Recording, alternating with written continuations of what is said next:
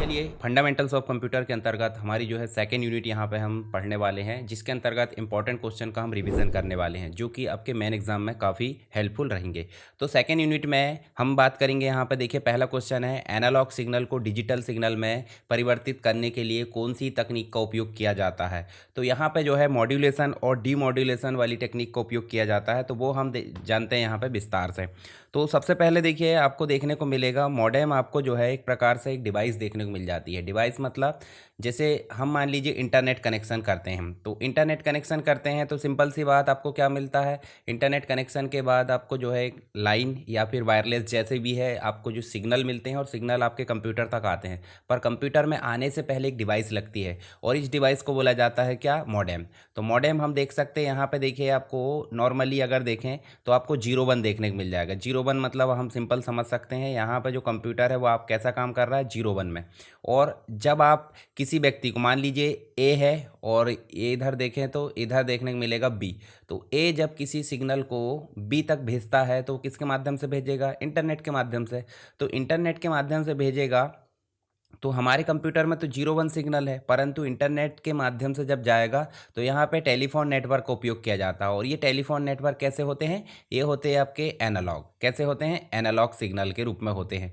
तो जब analogue signal के रूप में है तो कैसे किया जाएगा, तो 01 को एनालॉग सिग्नल में बदलने के लिए मॉडेम का उपयोग किया जाता है। और इस टेक्निक को बोला जाता है मॉड्यूलेशन। क्या बोला जाता है, मॉड्यूलेशन, यानी कि डिजिटल सिग्नल को एनालॉग में बदलना, मॉड्यूलेशन। आप टेलीफोन सिग्नल चले जाएंगे और सामने वाले कंप्यूटर तक जाने से पहले फिर से एक मॉडेम की आवश्यकता होती है। तो इस मॉडेम के माध्यम से इसी टेलीफोन नेटवर्क के जो सिग्नल यानी कि एनालॉग सिग्नल को फिर से डिजिटल सिग्नल में परिवर्तित किया जाएगा। और डिजिटल सिग्नल मतलब 0 और 1 बाइनरी लैंग्वेज।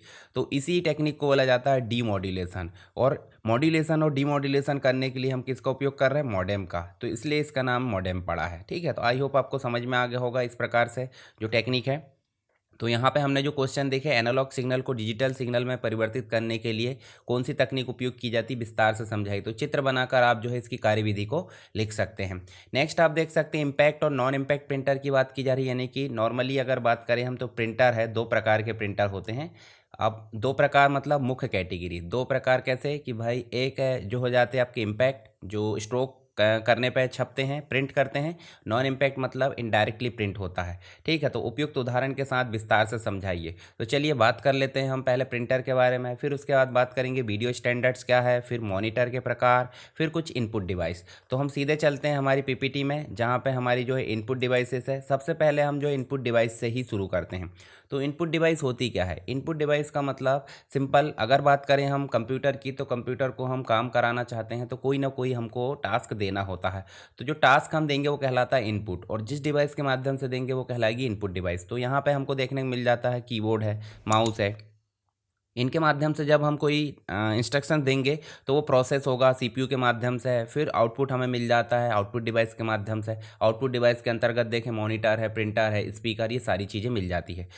अब ज़रूरत पड़ती है का कि भाई भविष्य में इसको सेव करना है तो हमको जो है स्टोर करने की ज़रूरत पड़ जाती है। तो मेमोरी हमने पढ़ ली है ऑलरेडी। तो चलिए पहले हम जो है इनपुट डिवाइस के बारे में जान लेते हैं, फिर हम बात करेंगे किसकी, आउटपुट डिवाइस जो मॉनिटर और प्रिंटर के रूप में है। कुछ वीडियो स्टैंडर्ड्स के बारे में देखेंगे। तो हमारे तीनों चारों जो पाँचों क्वेश्चन है वो एक यूनिट के कंप्लीट हो जाएंगे, यानी कि सेकेंड यूनिट। तो यहाँ पे इनपुट डिवाइस के रूप में कीबोर्ड है, आपको कीबोर्ड देखने को मिल जाता है, माउस देखने को मिल जाता है, जॉयस्टिक मिल जाता है, लाइट पेन मिल जाता है, ट्रैक बॉल है, स्कैनर है, ग्राफिक टैबलेट है जिसके थ्रू मैं लिख रहा हूँ अभी, पेन टैबलेट है। उसके बाद माइक्रोफोन आप देख सकते हैं, MICR magnetic ink character reader, साथ ही ऑप्टिकल मार्क रीडर OCR जो कि हार्ड कॉपी को सॉफ्ट कॉपी में बदलता है, bar code reader shopping mall में उपयोग किए जाते हैं, ऑप्टिकल मार्क रीडर यानी OMR सीट एग्जाम वगैरह में उपयोग की जाती है, ATM आप देख सकते हैं, आपको पता है, टच स्क्रीन भी आपको पता है, फिंगरप्रिंट स्कैनर, आई स्कैनर, ये सारी चीज़ें आप देखें। तो कीबोर्ड की अगर बात करें तो कीबोर्ड एक बेसिक रूप से आपको देखने मिलेगा, एक बेसिक आइडिया होना चाहिए। कीबोर्ड मतलब हो जाता है मुख्य रूप से एक टाइपराइटर, टाइपिंग इनपुट डिवाइस है जिसमें आपकी बहुत सारी कीज़ होती है। जैसे उदाहरण के लिए देखें, कुछ टाइपिंग कीज़ होती है, टाइपिंग कीज़ मतलब अल्फा न्यूमेरिक कीज़। ठीक है, न्यूमेरिक कीज़ यहाँ देख सकते हो, और कुछ न्यूमेरिक कीपैड भी हमको मिल जाता है, नम लॉक वगैरह यानी कि लॉक की मिल जाती हैं। फंक्शन की आप देख सकते हैं यहाँ पे, कुछ स्पेशल कीज़ मिल जाती है, एरो कीज़ मिल जाती है, ठीक है। और नॉर्मल कीज़ जो अलग से है, कंट्रोल कीज़ या स्पेशल कीज़ या मॉडिफायर कीज़ हम उसे बोल सकते हैं।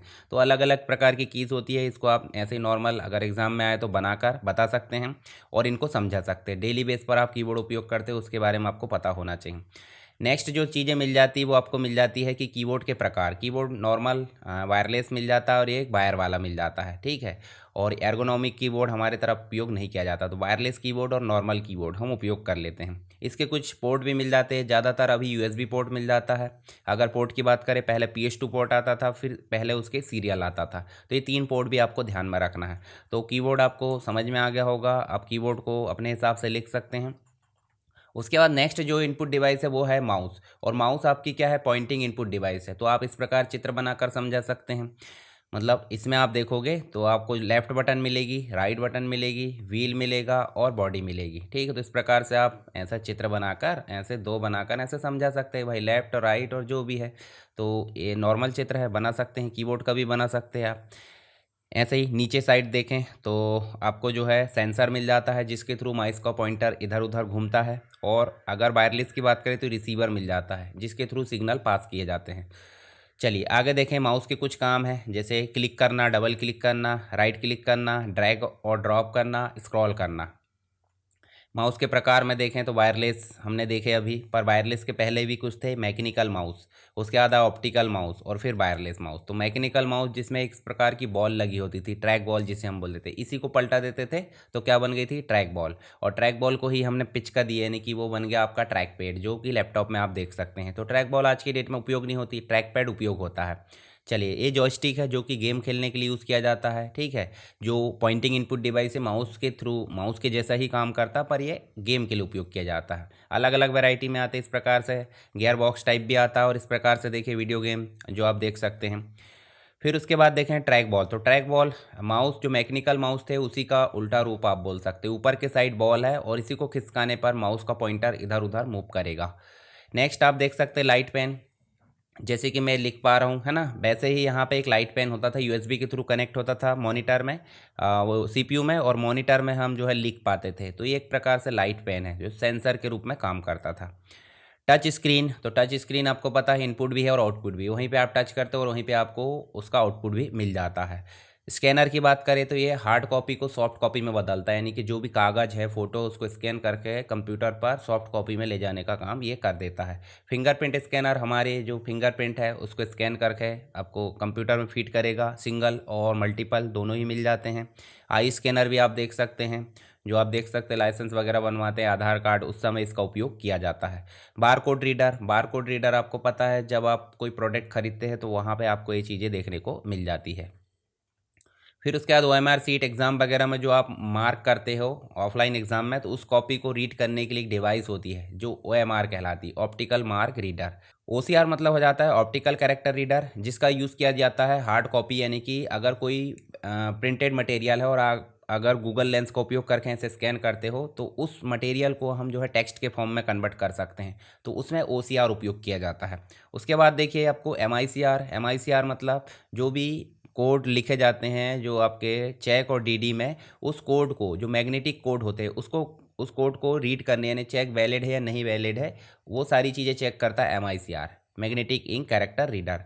क्विक रिस्पांस कोड जो आपका इनपुट के रूप में उपयोग किया जाता है, ये भी आपको पता है, आप डेली बेस पर पेमेंट करते हो। ATM, ये भी इनपुट के लिए उपयोग किया जाता है, आउटपुट भी इसमें देखने को मिल जाता है, वहीं पे इनपुट होता है वहीं पे आउटपुट होता है। माइक्रोफ़ोन जो अभी आप देख पा रहे हैं, जिससे मैं मेरी वॉइस को रिकॉर्ड कर पा रहा हूँ, वो माइक्रोफ़ोन है। ग्राफिक टैबलेट, जिसके थ्रू यहाँ हम जो है लिख पाते हैं, देखिए इस प्रकार से हम जो है कोई भी चीज़ें लिख पाते हैं, यानी ग्राफिक टैबलेट जो भी हम लिख रहे हैं वो ग्राफिक टैबलेट यहाँ पे देखने को मिल जाता है।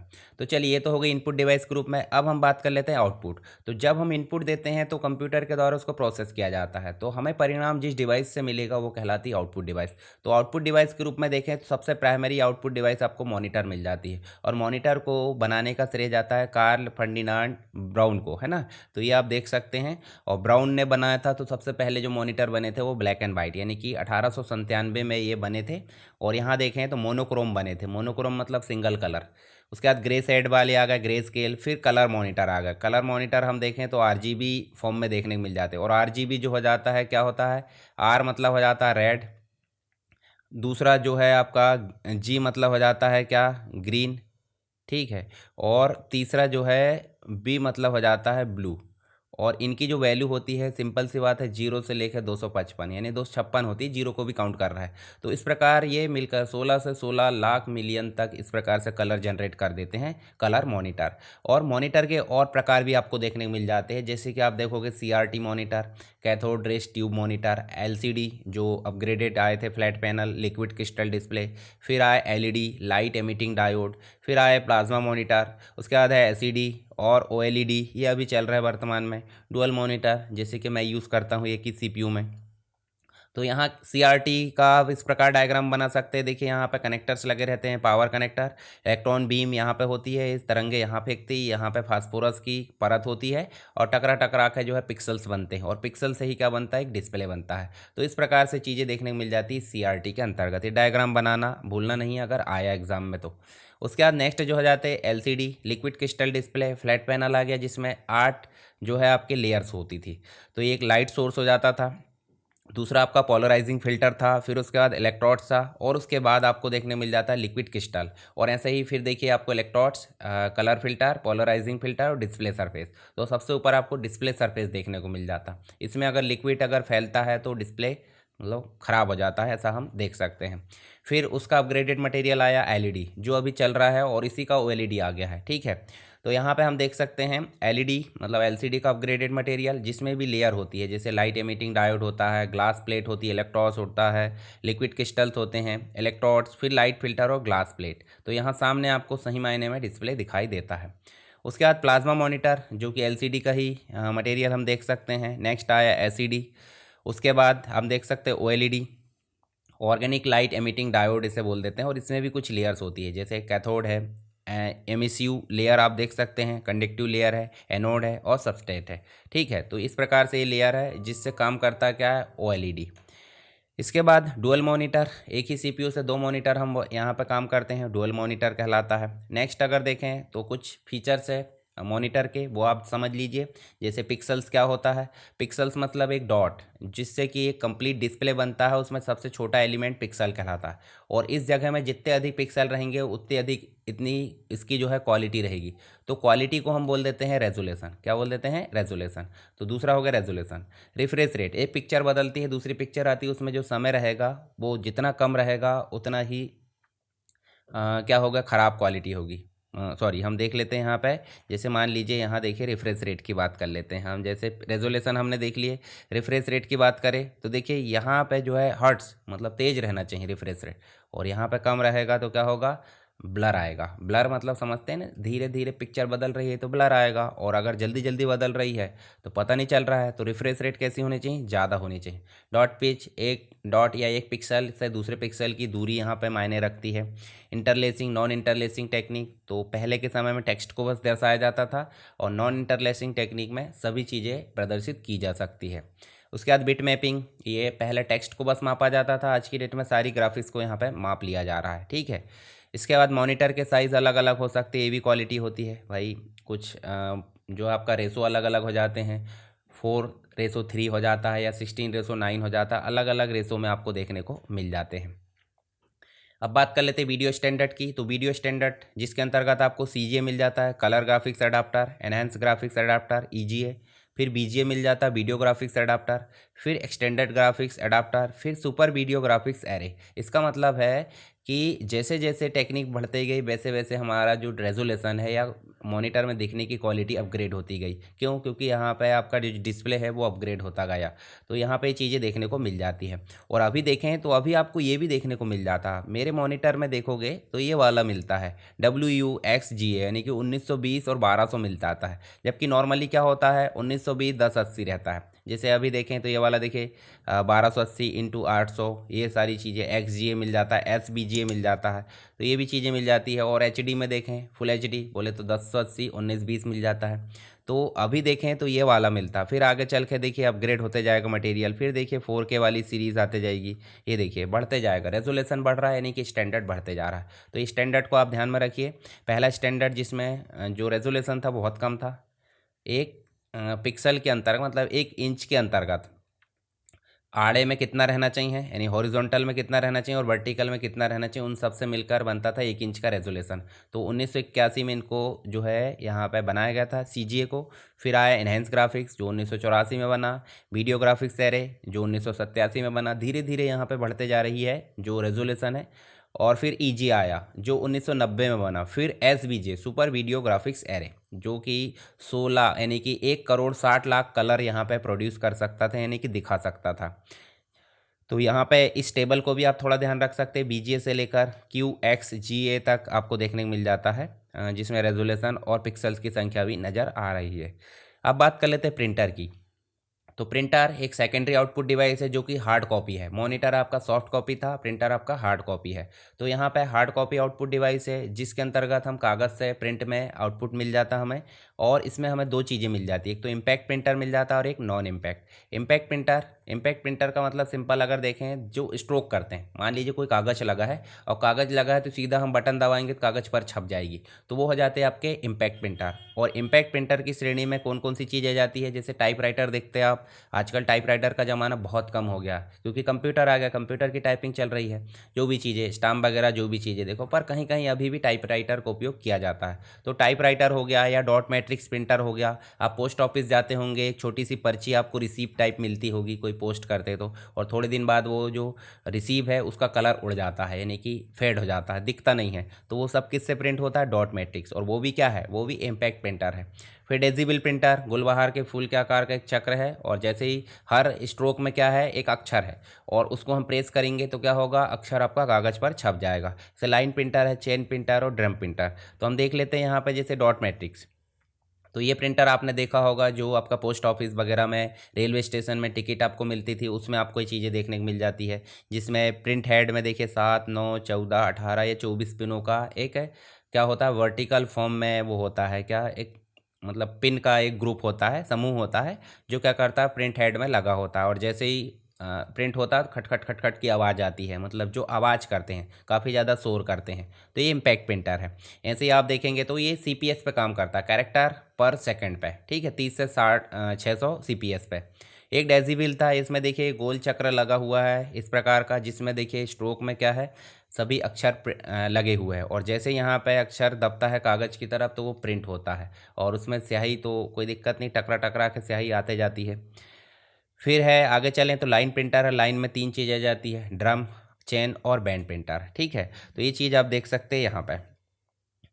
इसके बाद आगे देखोगे तो ड्रम प्रिंटर इस प्रकार से, ड्रम मतलब कैरेक्टर्स का एक ग्रुप है जो ड्रम में लगा होता था, उभरे हुए कैरेक्टर। चेन में चेन आकार में आप देख सकते हैं, और उसके बाद बैंड में इस प्रकार से आप देख सकते हैं। तो ये इम्पैक्ट प्रिंटर की श्रेणी में आ जाते हैं। अब बात करते हैं नॉन इम्पैक्ट की। तो नॉन इम्पैक्ट में आपके जो, जैसे उदाहरण के लिए हमने यहाँ पे कंप्यूटर का उपयोग किया प्रिंट करने के लिए, तो कंप्यूटर का उपयोग किया है, और कंप्यूटर में जो डाटा केबल लगी है वायरलेस है, जैसे भी वो प्रिंटर को आदेश देगी और लेज़र के माध्यम से या इंक के माध्यम से यहाँ पे प्रिंट किया जाएगा। यानी कि डायरेक्ट की प्रेस करें हैं तो पहले कंप्यूटर में गई, कंप्यूटर से फिर कहाँ गई, प्रिंटर में, यानी कि बीच में कौन आ गया, कंप्यूटर आ गया, कीबोर्ड और प्रिंटर के बीच में। तो ये नॉन इम्पैक्ट प्रिंटर कहलाती है, यानी कि इसमें आवाज़ नहीं आती ज़्यादा खटखट की, ठीक है। क्वालिटी हाई होती है। लेज़र प्रिंटर इसमें आ जाते हैं, photo printer, inkjet printer, portable printer, multifunctional printer, thermal printer, ये सारी चीज़ें इसमें आ जाती है। तो यहाँ आप देख सकते हैं। नेक्स्ट आप देखोगे तो लेज़र प्रिंटर है, ये थोड़ा फॉन्ट मिसमैच हो गए। लेज़र प्रिंटर आप डेली बेस पर देखते हैं, ये जो कलर प्रिंटर है और ब्लैक एंड वाइट दोनों में आ जाते हैं। तो यहाँ आपका ट्रे होता है, मतलब ये कागज़ आपने लगाया, कागज़ लगाए तो अंदर कैसा चलेगा, कागज़ लगाए, यहाँ देखिए यहाँ पर रोलर के माध्यम से घुमा, यहाँ एक लेज़र होती है, और लेज़र के माध्यम से यहाँ जो टोनर है उसको पिघलाया जाएगा, और उसी जगह प्रिंट होगा जहाँ पे हमने क्या करे हैं, इंस्ट्रक्शन दिए हैं, और आपका कागज़ इस प्रकार निकल कर इस ट्रे में आ जाता है और हमको आउटपुट मिल जाता है। तो ये डायग्राम नीचे वाला बनाना नहीं भूलना है। इसके बाद नेक्स्ट है आपका लेज़र प्रिंटर की विशेषताएँ। High resolution, high printing speed है, बड़ी मात्रा में प्रिंट किया जा सकता है, और कम कीमत में यहाँ पर प्रिंट किया जा सकता है, ठीक है। फिर थर्मल प्रिंटर होते हैं जो पोर्टेबल टाइप के यूज़ होते हैं, ये आपके ATM मशीन में ज़्यादातर उपयोग किए जाते हैं। फ़ोटो प्रिंटर भी आप देख सकते हैं यहाँ पे, जो इंकजेट प्रिंटर हो सकते हैं। इंकजेट प्रिंटर और फोटो प्रिंटर लगभग सेम होते हैं, जिसमें 4 कलर या 3 कलर में यहाँ पे काम किया जाता है, RGB या CMYK के। उसके बाद नेक्स्ट है पोर्टेबल प्रिंटर, जो चलते फिरते कहीं भी यूज़ किया जा सकता है। भाई कहीं कैंप लगा है तो वहाँ पे इसका यूज़ कर सकते हैं। फिर मल्टी फंक्शनल मतलब ऑल इन वन प्रिंटर आप देख सकते हैं यहाँ पे।